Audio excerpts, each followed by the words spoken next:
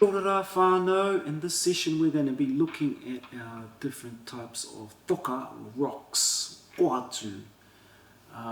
These two here, they're really special. They came from our ancestral river, the Rākau, and I found these two with my nephew many years ago. In the Rākau, the rocks are mostly grey, and it's quite rare to find different coloured stones. So these we found, as I mentioned, in the Rākau, and I just wanted to show you some of the ways that we used them as a percussive instrument. I refer to them as Toka or Tumutumu is the type of instrument they are, Taonga Puoro, and yeah, because they come from the Rākau, this one is called rangi and this one is called tike. And together when they make their sound, rangi tike. And so,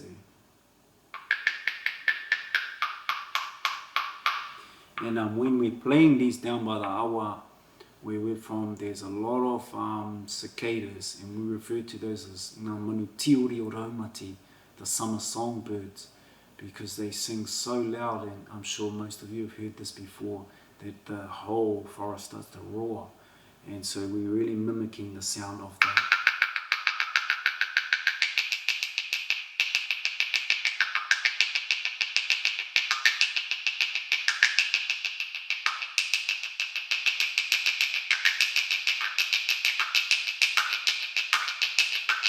And that's hours of fun just sitting at the river listening to the different rhythms and percussive sounds of the cicadas and the crickets. Sometimes at night time you hear the crickets and that.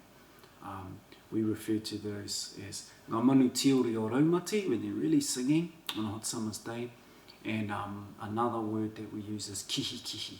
And I love both of those names for those insects, or ngādara. And the reason why I like those names, particularly kihi, is because it's very much like the sound of those insects.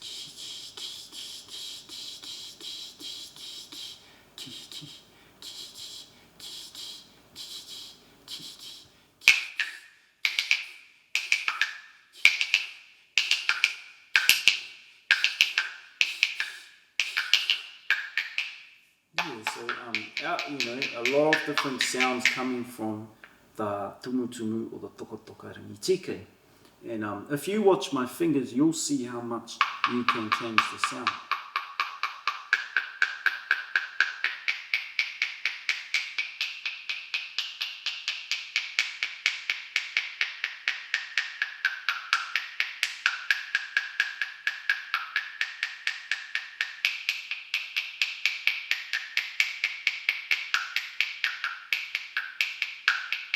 You might even recognize this song from when you were growing up in school. And what we use the rangi tike for in the Toka or Tumutumu is when we are gathering together as a whānau and composing haka and composing waiata together.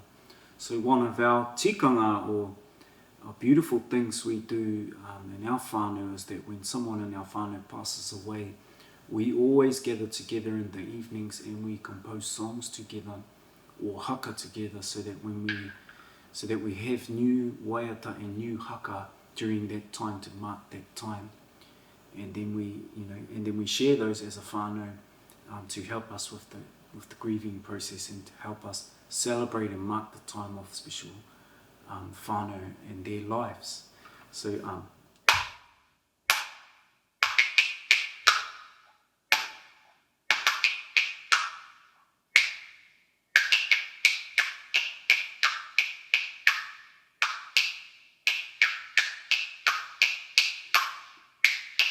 maybe that's not a good example, but you get the idea.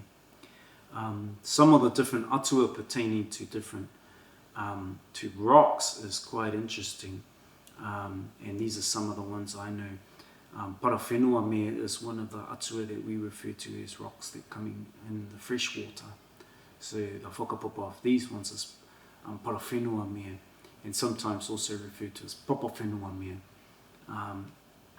When we're looking at the rocks that come from maunga, we have a atua called Hinetuparimaunga, and then another one is Hinetuparimaunga, Parawhenuamea,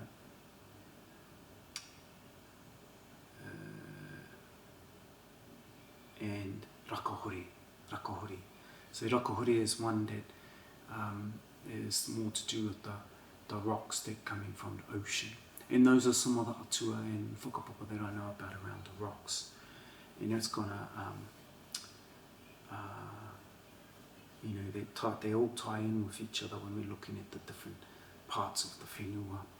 So those are the Toka or Tumutumu, or singing rocks. I'm going to come back to the ones that we started off with, because they're very similar, Taonga Puoro, even though they're from different parts of the pūtaiao or different atua. So these ones are called Tōkere, and Tōkere are like a lot of instruments around the world. They're two rāhui that you're hitting together to keep the rhythms. And again, we're listening to the percussive rhythms of those tiny insects that make a lot of percussive sounds.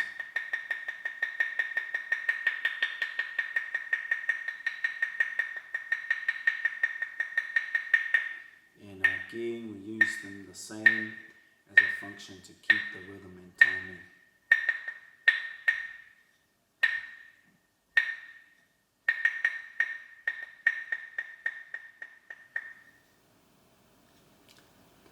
Tōkere, Tūmutūmu, Toka.